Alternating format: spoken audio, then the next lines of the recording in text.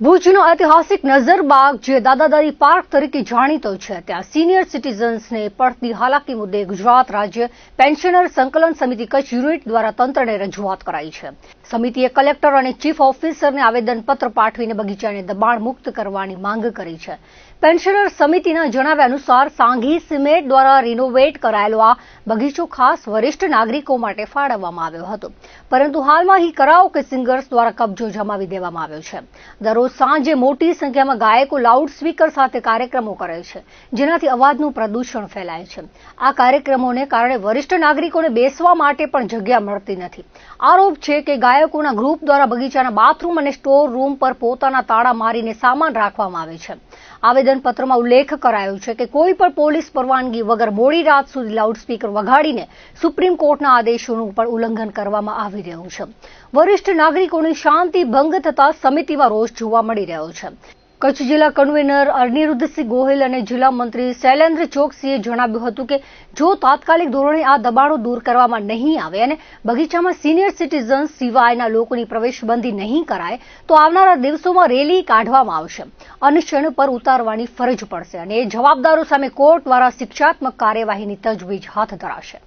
આવેદનપત્રની નકલ સાંસદ અને ધારાસભ્યને પણ પાઠવીને તાત્કાલિક ઉકેલ લાવવા વિનંતી કરવામાં આવી છે. અમારી માંગણી એ છે કે જે ભુજનો દાદા દાદી પાર્ક છે, જે ભૂતકાળમાં નજરબાગ હતો, પછી સાંઘી સિમેન્ટે એને દાદા દાદી પાર્ક તરીકે ઘોષિત કર્યો અને હાલે નગરપાલિકાએ પોતા હસ્તક લીધો, તો અગાઉ એમાં માત્ર સિનિયર સિટીઝન્સને જ પ્રવેશ આપવામાં આવતો, પરંતુ અત્યારે ગીત સંગીતના બાને લોકોએ ત્યાં ગેરકાયદેસર કબજો જમાવ્યો છે.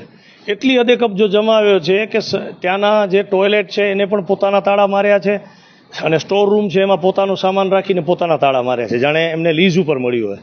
હવે વેકેશન શરૂ થાય છે ત્યારે વડીલો એમના દીકરા દીકરી અને સગીર વયના સાવ નાના બાળકો હોય, દોયત્રા દોયત્રી હોય, પોતરા પોતરી હોય, એને લઈને જો આ દાદા દાદી પાર્કમાં આવે તો એમને પગ મૂકવાની પણ જગ્યા નથી. એટલે આ ગીત સંગીતના પ્રોગ્રામ બંધ કરવા જોઈએ, કારણ કે બાગ બગીચા એ નાચગાન માટેનું સ્થળ નથી, ઓપન થિયેટર નથી, બગીચો છે. આમાં સિનિયર સિટીઝનને જ પ્રવેશ આપવો જોઈએ એવી અમારી સ્ટ્રોંગલી માંગણી છે. અને આ માંગણી જો સ્વીકારવામાં વિલંબ થશે તો વિલંબ કરનાર સામે પણ અમે કાયદેસર કોર્ટ દ્વારા હુકમ કરાવશું કે એમની સામે પણ કાર્યવાહી થાય. આ નાચગાન બંધ થવા જ જોઈએ. આમાં તમામ નિયમોનો ઉલ્લંઘન કરવામાં આવ્યો છે. લાઇટનું એમને કોઈ સેપરેટ મીટર લીધું નથી, સીધા છેડા લઈ વિદ્યુત વપરાશ કરે છે, એનો કોઈ ચાર્જ ભરતા નથી, અને નગરપાલિકા પાસે લાઇટનું બિલ ચૂકવવા માટે રૂપિયા નથી, અને આ લોકો સતત લાઇટ વાપરે છે.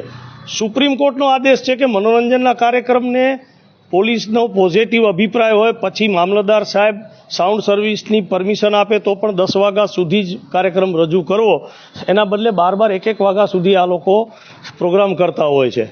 અને ઘણા એમાં ઝઘડા થયા છે, ઘણી બધી તકરારો થઈ છે. આપણે વંદે માતરમ પાર્કનો દાખલો લઈએ તો આસપાસ રેસિડેન્સ છે, મંદિર છે, ધાર્મિક જગ્યાઓ છે, રસ્તો સાંકડો છે, એમાં બાર 2 વાગ્યા સુધી, ઘણી વખત 1-2 વાગ્યા સુધી કાર્યક્રમ થતા. લોકોએ કંટાળીને અરજી દીધી ત્યારે માંડ બંધ થયું, પણ વળી પાછા કેટલાક લોકો સક્રિય થયા છે કે અમે તો અમારી ટ્રોલી લઈ જશું ને પાછું વંદે માતરમ પાર્કમાં પણ અમે ચાલુ કરશું.